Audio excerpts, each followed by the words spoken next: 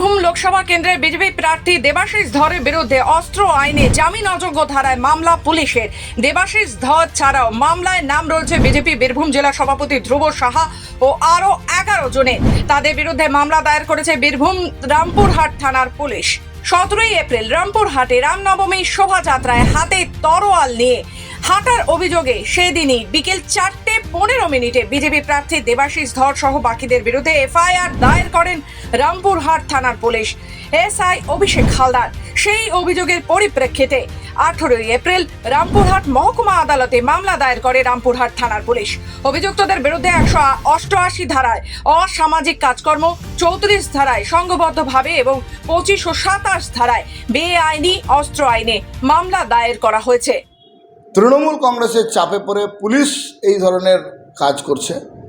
যারা একসময় রামকে গালি বলেছিল তারা রামের নামে রাস্তায় নামতেও বাধ্য হচ্ছে।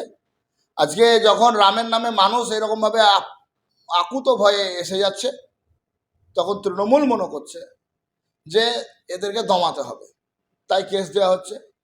আমি বলছি, আমরা রাজপথে আছি, আইন আইনের পথে চলুক।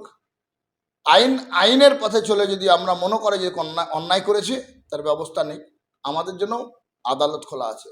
আমরা প্রতীকী প্লাস্টিকের শস্ত্র নিয়ে মিছিলে অংশগ্রহণ যারা করেছিল তাদের সাথে ছিলাম। এরপরে যদি যারা ভাবছে যে কেস করে মামলা দিয়ে বিজেপি নেতৃত্বকে দমানো যাবে, তারা মূর্খের স্বর্গে বাস করছে।